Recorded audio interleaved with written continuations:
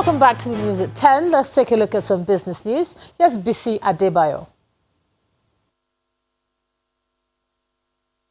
Banking so easy, so simple. Dial *894# now to experience it. You first, First Bank.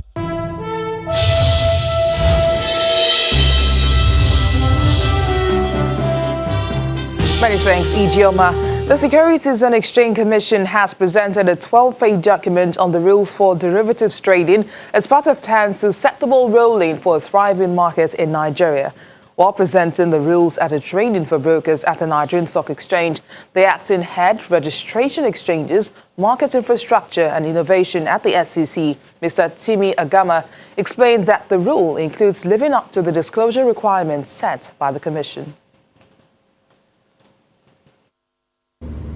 What are your disclosures? You must live up to the disclosure regime set out by both the exchange and the SEC. Because if you do not live up to the disclosure requirements, of course we will fine you. Our sanction is huge. In this one, we are not playing. There is no begging. It is 1 million naira first before you start speaking English. Then 225,000 naira every day as we move on. So tell you something, I want to make more money. If you decide to follow the other line. So if you want to do it right, welcome. But if you want to do it wrong, I'm ready to clean you out with my fines. The Chief Executive Officer of First Bank of Nigeria Limited, Dr. Adesola Adediton, says the Tier 1 lender plans to meet the Central Bank of Nigeria's new 5-year plan of recapitalization of all Nigerian banks. In an interview with Channels Television, Dr. Adediton commends the regulator's initiative, describing it as a positive move. The focus of the governor of the Central Bank and the ambition is very clear. The governor would like to see a stronger financial sector, which is why he's pushing this recapitalization agenda. If I take you back to 2004, 2005, which was when the Professor Chukwuma Soludo led CBN, first of all embarked on the massive increase in capital, the banks that emerged from that process were bigger, they were stronger, and that was actually what ushered in the era of Nigerian banks being able to take part in what I call mega deals. So for me, I see this recapitalization initiative of the governor of the central bank as being very positive, not just for the financial sector itself, for the entire economy.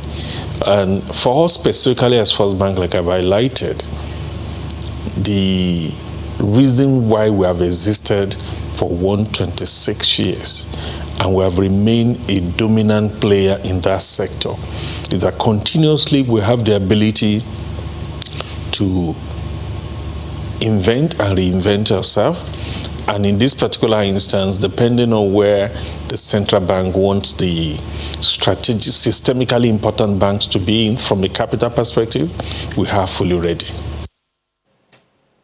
Crude oil prices gained some ground today, but still traded below Nigeria's budget benchmark of $57 per barrel.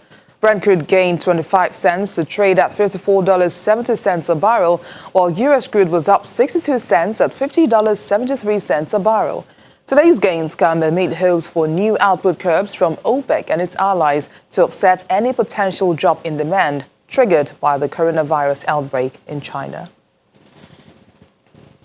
Sell pressure continues at the Nigerian stock markets, pushing the all-share index gradually towards the 27,000 level after a 0.35% loss today. Ekaite Afia has more details.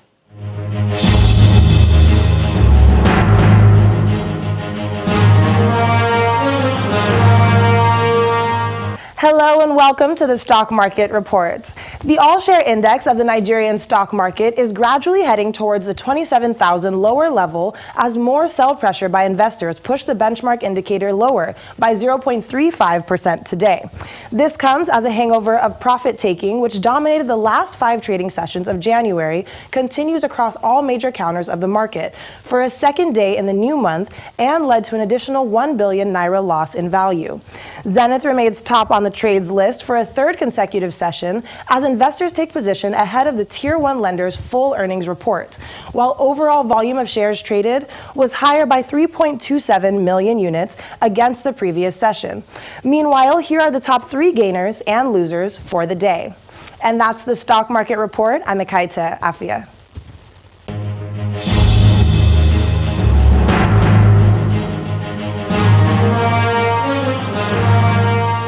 Thanks, Ekaite. Meanwhile, stocks rallied on Tuesday, building on some gains from previous sessions as the market recovers from a steep sell-off that was sparked by worries over the coronavirus. Let's see today's figures.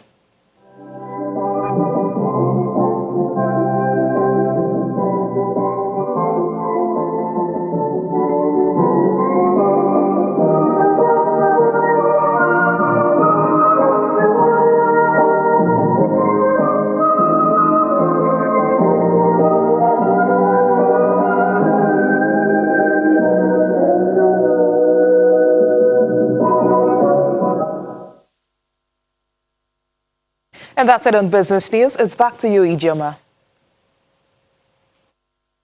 Banking so easy, so simple. Dial star 894 hash now to experience it. You first, First Bank. Thanks a lot, BC.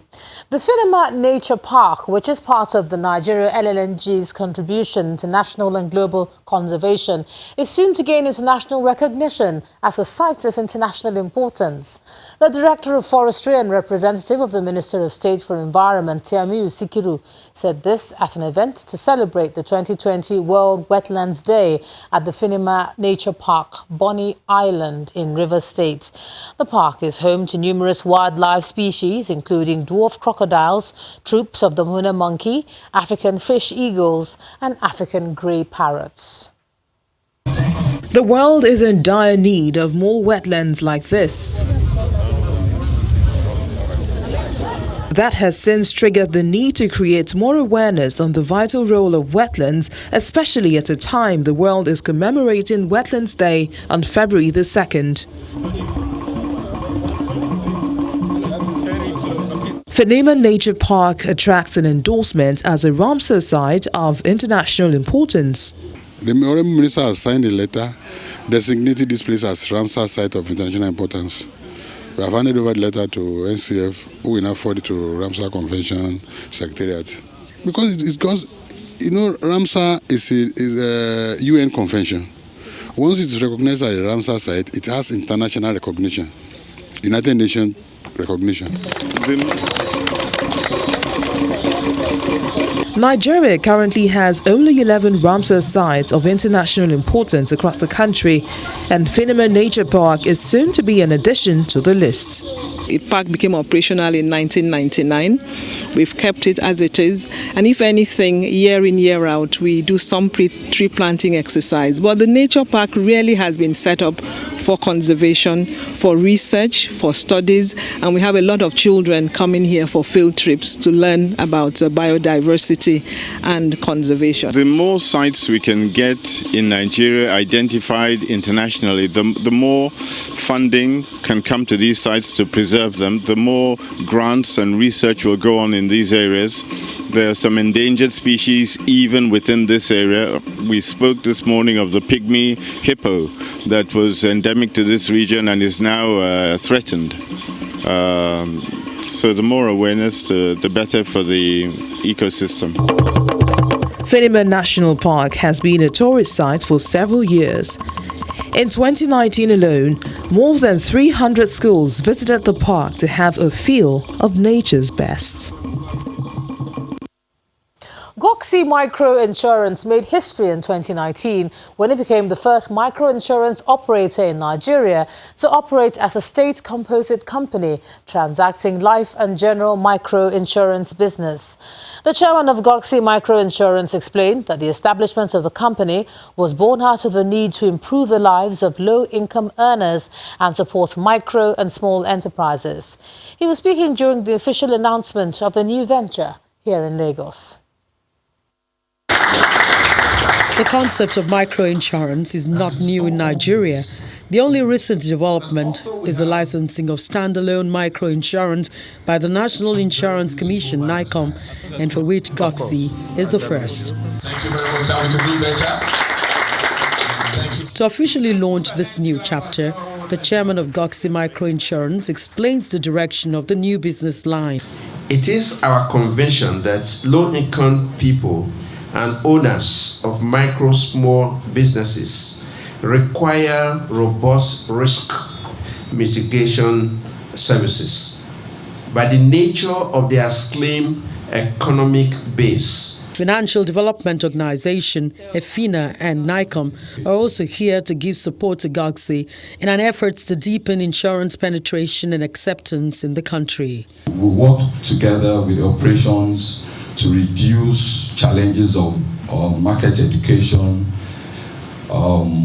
literacy, financial literacy, and the issue of trust, like the EFINA MD mentioned. The event also affords the company the opportunity to introduce two flagship products customized for its target market. They are Goxi Micro Loan Protection and Goxi Welfare Scheme Micro Protection. You will be amazed that people used to think insurance is expensive, but with as low as 550, or 540 naira, a person can be entitled to a death benefit of about 500,000. Medical benefit of about 15,000, and then payment of dues that the person is supposed to be paying during the period of incapacitation can also be get paid by us. Besides its numerous benefits, challenges also come with providing insurance cover for low-income earners and small business owners. The management of the company says it is committed to address any challenge through community engagement and enlightenment. All right, now we did talk about the new visa policy 2020. We said we'll talk a bit more about it. So let's do that now. I'm being joined live on the news at 10 by the former Nigerian High Commissioner to Ghana, Sir Ambassador Ademola Onofo. Thanks a lot for joining us on the news at 10. Thank you, my pleasure. Now, one of the objectives is to enhance business opportunities, we hear, while not compromising national security. The way you see it, can they achieve that simultaneously? I think it's possible. First of all, I want to congratulate the federal government for having achieved this now. It's part of African economic integration. So when the president announced this in Aswan, Egypt, I was very excited. I think it's doable. Right now, our border is closed. A lot of economic hold up there. But when you are talking of Africa as a whole, you are not talking of West Africa. The bulk of the trade we are going to do with the rest of Africa will be by air, not by road. So security will be at the airport. It can easily be achieved. And I think it's long overdue. Because I remember when I was in school long ago, I think this was about 40 years ago when we were taking courses in international economic diplomacy. I think then the trade exchange between intra-African trade exchange was just of about 4%. But with what you have now, I think, for instance, our trade with West Africa is massive. 60% of the economy of West Africa resides in Nigeria. 40% resides in Lagos. So I think it's long overdue. And to buttress our position being the biggest economy in Africa, you need to attract more investment and opportunities to generate more employment. Okay, well, let's look at the key highlights of the bill. One of the things that jumps out is the policy on short visit visas. And there, he was talking about visas on arrival for a certain category of people. I looked at that, but if you look at if you continue and go down, it talks about the process that they're going to have to go through, bearing in mind that such people have just arrived from a flight. They talk about applying for the visa at a desk called the arrival desk. Then you make a payment online, then you print out. How would they do that? And then you do biometric enrollment. And these are people who have just arrived. So do you think the logistics is well worked out? I think so. I'd seen a place carved out at the airport. I served in Moscow, and I remember arriving at Sheremetyevo Airport in Russia. I was at the airport for about 2 hours, but very comfortable. To veg, to make sure everything was in order. How comfortable and I think is our we can airport? do the same. We can do the same if we're smart. And I know that I know Babandede very well, Mr. Babandede, who is the CG, whom I've made acquaintance with in the course of my work and duties. I think he's very pragmatic and intelligent enough to do that, being the leader of the whole program. Okay, apologies. We do have to run, Sir. Ambassador Demola Onoforokon. Thank you so much for sharing it on the News at 10 tonight. Thank you. Thank you very much. Pleasure. And still ahead on the News at 10, World Health Organization says coronavirus outbreak is not yet a pandemic as death toll from disease rises to over 400. And that's from our London studios and around the world in 5. Plus, Nigeria's surviving representatives, Yimba, to know their opponents in the quarterfinals of the CAF Confederations Cup tomorrow in Egypt. That will be on sports. Please stay with us.